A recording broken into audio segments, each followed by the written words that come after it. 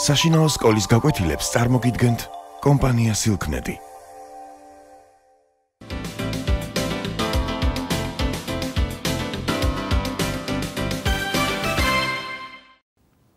მოგესალმებით. დღევანდელი ჩვენი გაკვეთილის სათაური გახლავთ ცასწავალა. მისი ავტორი არის გოდერძი ჩოხელი. გოდერძი ჩოხელი დაიბადა 1954 წელს დუშეთის რაიონის სოფელ ჩოხში. მისი გვარით სწორედ აქედან წარმოდგება ჩოხელი.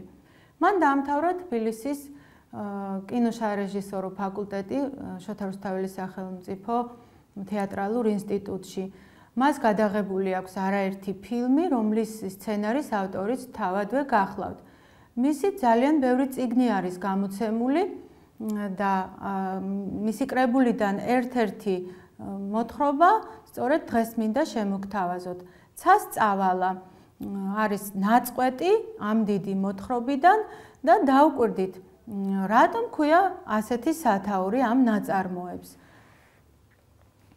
ცასწავალა ღობემძვრალაზე ოდნავ დიდი თუ იქნება. ძალიან პატარა ფრთები აქვს, ძალიან პატარა ნისკარტი. თქვენ როგორც მიხვდით, ის ფრინველია. ღობემძვრალა კი მცენარის სახელი გახლავთ. ცასწავალა ერთი აყვავებული მთის ფერდობზე ცხოვრობდა და ცაში მაღლა აფრენის სურვილი არ ასვენებდა. ამიტომაც ერქვა ეს სახელი. ასეს ჩვეოდა ხოლმე, ბალახიდან ამოფრინდებოდა, ცაში აიჭრებოდა და თან წკრიალა ხმით იძახდა. ცასწავალ, ცასწავალ.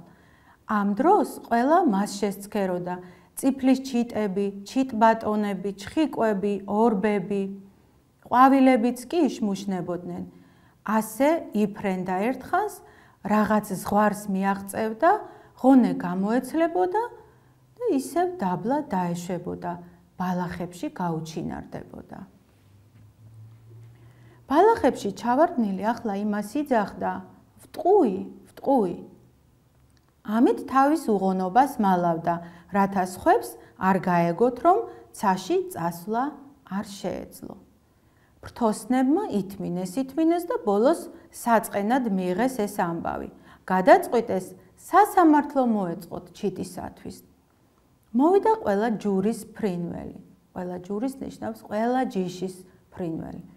ეტყობა თავისებური უმავთულო ტელეფონი აქვთ, თორემ როგორ გააგებინეს, ასე უცებ ერთი მეორეს. მოდიოდნენ და მოდიოდნენ 1000-ნაირად ჩაცმულები. როცა ყველანი შეიკრიბნენ, რაღაც ითათბირეს და გაისუსნენ, ანუ გაჩუმდნენ. მიმინოებმა ცასწავალა გაკოჭეს და გორაზე შეკრებილ ფრთოსნებს მიჰგვარეს. მოსამართლე ყვავმა თავისი ადგილი დაიკავა და დაიწყო. მოქალაქე ცასწავალა, თქვენ ბრალად გედებათ აქ შეკრებილი საზოგადოების მოტყუება. მითხარით, ვინ აქ გყავთ ცაში? არავინ, თქვა სევდიანად ცასწავალამ. ვა, აღმოხდა ყვავს. როგორ თუ არავინ, მაშ ვისთან მიდიოდი? ისე, ცაში მინდოდა წასვლა.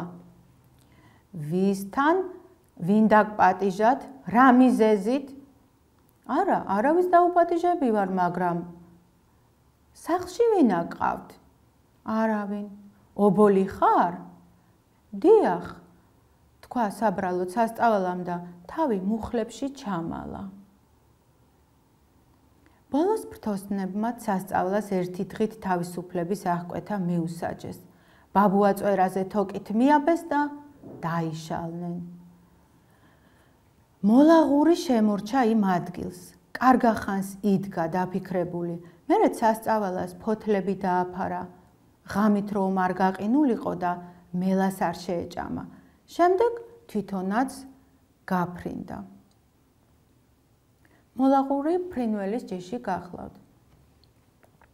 მეორე დღეს ისევ შეიკრიბნენ ფრთოსნები და ცასწავალა გაათავისუფლეს. იგი ჯერ უღონოდ დაეცა, ეტყობოდა ფრთები ეტკინა. მოლაღურმა ნისკარტით წყალი მოუტანა.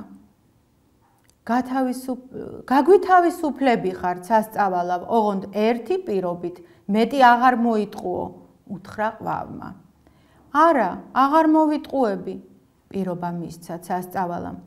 წავით წამოვიდნენ ფრთოსნები. ცაზე მსუბუქად მიცურავდა ყვითელი მზე. ლურჯი, ძალიან ლურჯი ცა თითქოს თავის სიღრმეში სანავარდოდ იხმობდა ყველას. სასწავალა კარგახანს იჯდა დაფიქრებული. მერე ეტყობა მოსწყინდა ასე ყოფნა. ფრთები გაშალა და ცაში აიჭრა. სასწავალ, იძახდა სასწავალა და ისე მაღლა წავიდა, ოდნავღა ჩანდა. გასცდა იმ ზღვარს, სადამდესაც ადრე მიდიოდა ხოლმე. უკანასკნელ ღონეს იკრებდა და ერთი სურვილით შეპყრობილი მიწაზე დარჩენილ ფრთოსნებს ჩამოსძახოდა. სასწავალ. ყველანი მას შეჰყურებდნენ. ის წერტილივით ჩანდა. უკანასკნელი ამოსუნთქვისთვისღა ეყო ღონე და გული გაუსკდა. უკან მსუბუქად და მდუმარედ ეშვებოდა. მერე ასევე მდუმარედ დაეცა თავის საყვარელ ბალახებში. საწყალით სასწავალა. ფრთოსნებმა იმ გორაკზე დაასაფლავეს, სადაც გუშინ სასამართლო მოუწყვეს. ყვავმა სიტყვა წარმოთქვა. მოლაღურმა ბევრი იტირა.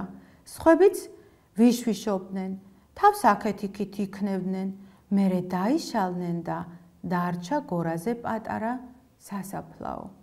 მის ქვეშ ზეცაში წასვლის სურვილით შეპყრობილი სასწავალა იწვა და ვინც კი ნახავდა, გული სწყდებოდა. მოდით მივყვეთ შინაარსის გარჩევას. ჯერ გავიხსენოთ რას ქვია სასწავალა. სასწავალა არის პატარა ჩიტი, მომცროტანის და სხვა ფრინველებთან შედარებით ცოტა არ იყოს უღონოც არის იგი. რატომ დაარქვეს სასწავალა? იმიტომ რომ მას ცაში აფრენის სურვილი ჰქონდა და როდესაც ცაში აიჭრებოდა, თან ასე ამბობდა სასწავალო. შემდეგ როგორ ვითარდება მოვლენები? სასწავალას შეეძლო მართლაც რომ ცაში ძალიან მაღლა აფრენილიყო. მას ეს არ შეეძლო და სამწუხაროდ იგი უკანვე ბრუნდებოდა, როგორც კი ღონე გამოელეოდა, იგი ბალახებში ეცემოდა, მაგრამ მაინც დგებოდა და მალავდა თავის მარცხს. ამით მე მგონი სხვებს უმტკიცებდა, რომ იგი უღონო არ არის, ეთაკილებოდა ეს ამბავი. მიუხედავად ამისა, მაინც იწყინეს ფრთოსნებმა და გადაწყვიტეს მისი გასამართლება. დავაკვირდეთ ახლა მათ მოქმედებას და რა შეიძლება ითქვას ფრინველების საქციელზე. ისინი საკმაოდ მკაცრად მოექცნენ სასწავალას, გაასამართლეს, დააბეს კიდევაც და ერთი დღით ასე დაბმული ამყოფეს. მაგრამ გამოირჩეოდა ერთი ფრინველი, მოლაღური, რომელმაც ბოლომდე ვერ გაიმეტა სასწავალა და ერთხანს მასთან ერთად დარჩა. შემდეგ რომ არ შეეჭამა, მელას კიდეც გადააფარა, თანაც სიცივისგან დაიცავდა, ფოთლები იცოდა და ის მხოლოდ შემდეგ მიატოვა. მას მაინც მოუხდა მისი მიტოვება, თუმცა ყველასგან განსხვავებით მოექცა სასწავალას.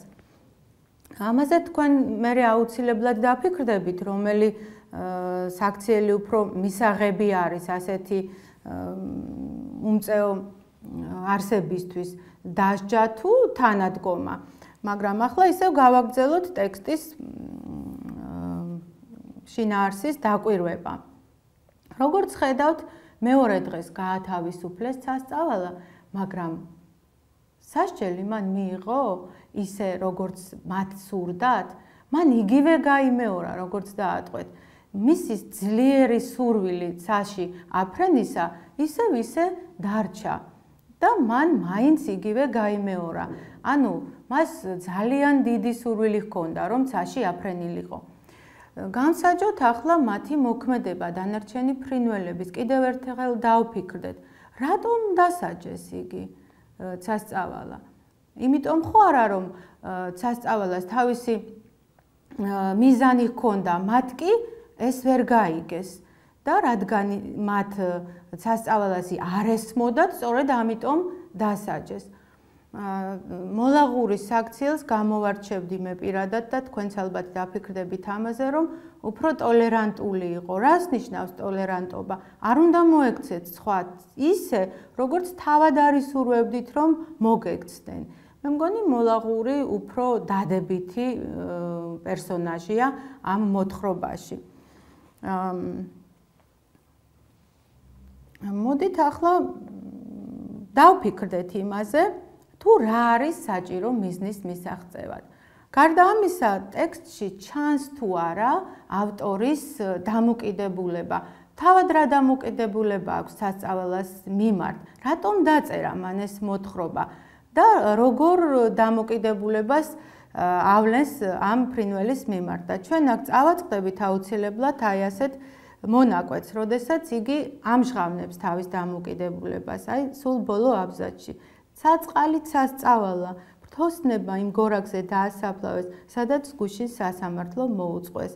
ყვალმა სიტყვა წარმოთქვა მოლაღურმა, ბევრი იტირა, სხვებიც ვიშვიშებდნენ, თავს აქეთ-იქით იქნებდნენ, მერე დაიშალნენ და დარჩა გორაზე პატარა სასაფლაო.